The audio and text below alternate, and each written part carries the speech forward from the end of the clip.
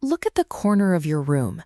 There's a quiet graveyard there, an acoustic guitar with 2 years of dust, a stack of day one journals with 3 pages filled out and 200 left blank.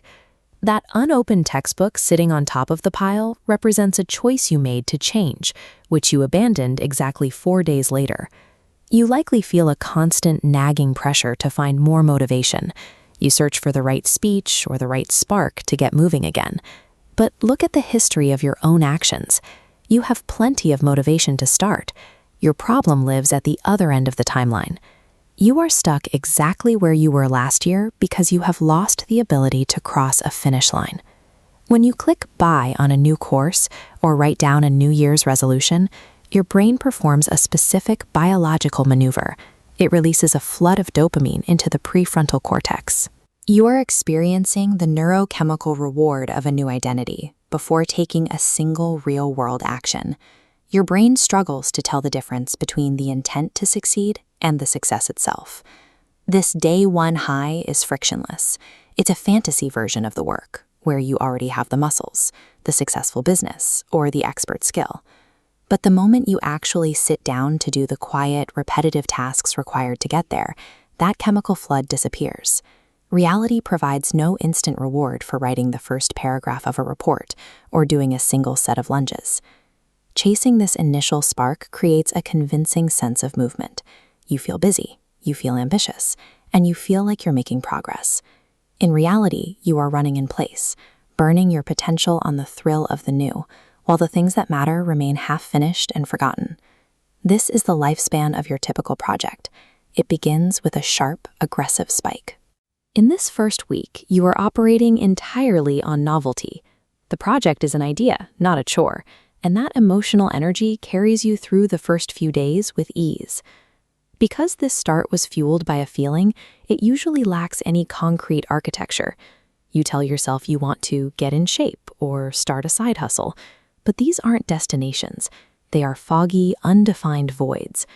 Without a hard finish line, your enthusiasm has nothing to anchor to, and it begins to waver the moment the sun goes down on day 3. By day 4, the novelty has evaporated. Your brain's baseline demand for instant gratification returns. You expect the work to feel as exciting as the idea did, but the biological reward system has gone quiet. Look at what happens to the internal cost of the task. As your emotional motivation plummets, the perceived effort required to do the work shoots upward. The gym session that felt like a privilege on Monday feels like a prison sentence by Thursday. When that thrill disappears, your brain stops looking for a way to complete the task. It shifts its focus entirely toward finding an exit strategy that feels justified. Around the second week, you hit the friction point. The work feels physically heavy. The spark is dead.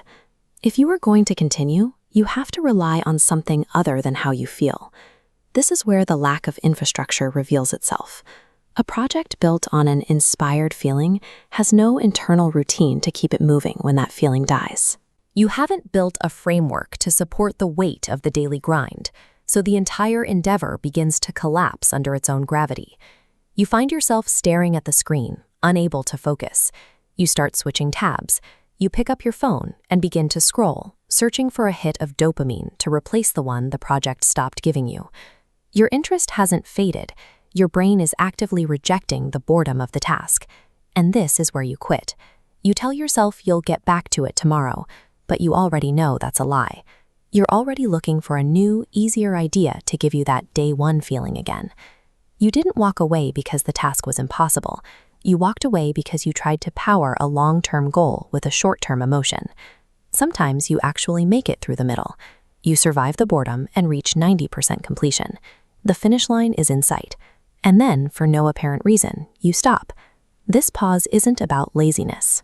Look at your hand hovering over the submit or launch button. There is a specific tension there that wasn't present at the start. Finishing a project means the work is finally real. It means it can be judged, criticized, or ignored.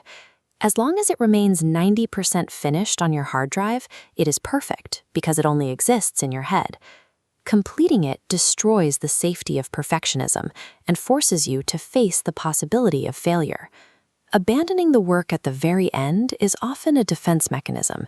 You start something new to distract yourself from the terrifying reality of being finished.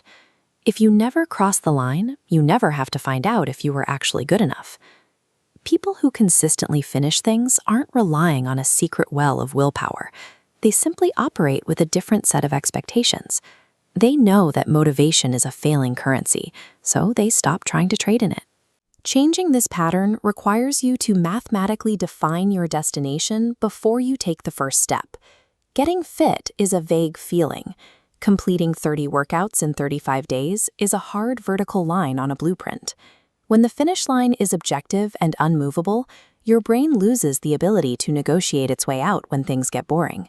You must also build a system of inputs that ignores your emotional state.